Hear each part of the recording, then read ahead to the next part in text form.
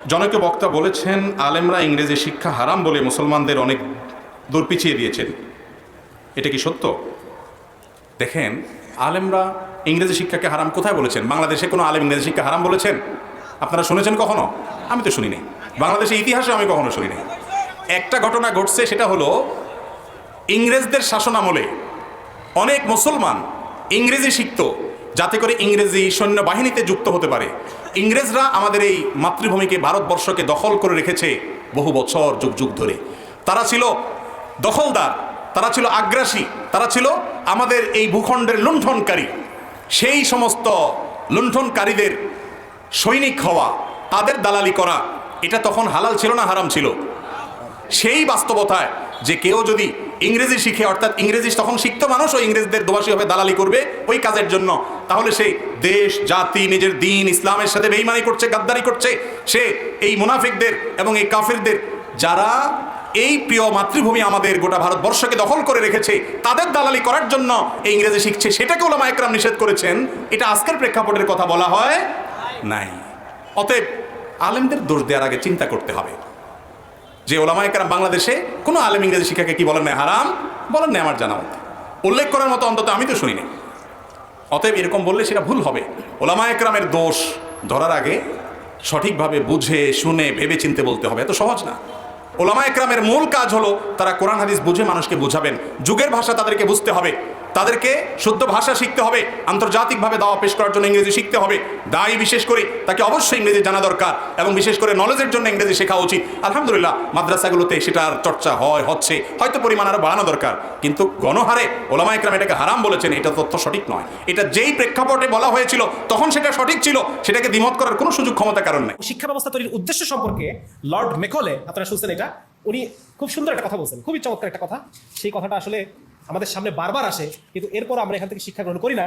যে এত বড় একটা কথা বলে ফেলার পরও কিভাবে আমাদের গায়ে লাগে না যে আমরা এই ব্রিটিশদের শিক্ষা আমরা গ্রহণ করব। উনি বলতেছেন যে 1834 সালে যখন শিক্ষা ব্যবস্থা তৈরি করা হলো, এটার উদ্দেশ্য কি? উনি বলছেন যে বর্তমানে এমন একটা শ্রেণী তৈরি করার জন্য আমাদের চেষ্টা থাকবে যারা আমাদের ও মিলিয়ন মিলিয়ন প্রজাতির মাঝখানে ভাষ্যকার, দালাল হিসেবে কাজ করবে। কি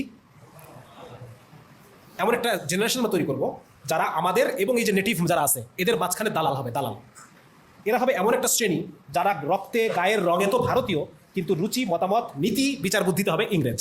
তাহলে কি বদলাই দেবো তাকে? আমার শিক্ষা ব্যবস্থার উদ্দেশ্য কি? কি বদলানো? রুচি বদলানো। তুমি গায়ের রঙে ভারতীয় থাকবা, কিন্তু তোমার ব্রেন হবে ইংরেজ। তুমি তখন ইংলিশ প্রোডাক্ট কিনবা, ইংলিশ প্রোডাক্ট কিনবা। এবং এটা আমার কথা না, এটা বলতেছেন হচ্ছে চার্লস গ্র্যান্ট। উনি বলতেছেন শিক্ষার গুণে রুচির বদল হলে তারা বিদেশি সামগ্রীর জন্য লালায়িত হবে। তখন শার্ট কিনবে, তখন প্যান্ট পরবে, হ্যাঁ, তখন ইউরোপীয় স্টাইলে অক্সফোর্ড শু কিনবে। অক্সফোর্ড শু নামে শু আছে না? আছে অক্সফোর্ড শু, হ্যাঁ। এখন তো তারা চপ্পল পরে, তখন পরবে অক্সফোর্ড শু। এইভাবে করে তাদের রুচিটা আমরা বদলাই দিব। রুচি বদলাই দিলে তাহলে বোঝা গেল। এই যে লর্ড মেকলে আরেকটা ইম্পর্টেন্ট কথা বলছে 1833 সালে, যে আমাদের টার্গেট হবে ভারতীয়রা যখন নিজস্ব শাসনে, দেখেন ওরা 150 বছর সামনে কি হবে চিন্তা করছে।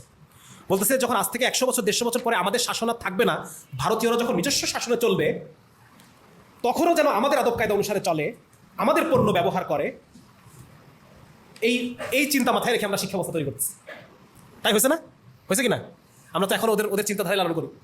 তো ঠিক এই কাজটা ব্রিটিশ ওই সময় তারা করছে, এবং তারা এই শিক্ষা ব্যবস্থার মধ্য দিয়ে তারা আমাদের রুচি পরিবর্তন করার যে একটা চিন্তা, এবং ঠিক তাই হয়েছে।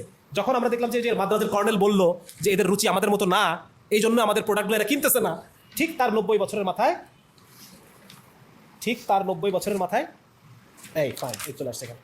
ওরা বলতেছে যে রুচি যদি বদলায় আমরা ইউরোপীয় রুচি করে দিতে পারি, তাহলে ঠিক 80 থেকে 90 বছরের মাথায় উনি দেখাচ্ছেন যে 20 লক্ষ ইন্ডিয়ানের জন্য, এরকম সব এস্টিমেশন আছে যে 20 লক্ষ ইন্ডিয়ানের জন্য ইউরোপ থেকে প্রচুর পরিমাণে প্রোডাক্ট আমদানি করা হয়েছে। এটা কত বছর পরে? ঠিক 80 থেকে 90 বছর পরে। মানে শিক্ষা ব্যবস্থা তৈরি করছে 34-এ, আর এটা হচ্ছে 85-তে, মানে 50 বছর। 50 বছর পরে 20 লক্ষ মানুষ তৈরি হয়ে গেছে। কিসের মাধ্যমে? শিক্ষা ব্যবস্থার মাধ্যমে, যারা এখন ব্রিটিশের পণ্য কেনে, এবং 20 লক্ষ লোকের জন্য ব্রিটিশের পণ্য আমদানি করতে হয়। তাহলে এইভাবে তারা আমাদের শিক্ষা ব্যবস্থা ধ্বংস করছে। এবং ওই সময় আমাদের ওলামা একরাম তারা বলছিলেন যে ইংরেজি শিক্ষা হারাম। ইংরেজি শিক্ষা মানে কি? ইংরেজি ভাষা, এই শিক্ষা হারাম বলছিলেন, কারণ ওরা বুঝতে পারছিলেন আমাদেরকে ওরা কি করতে চাচ্ছে।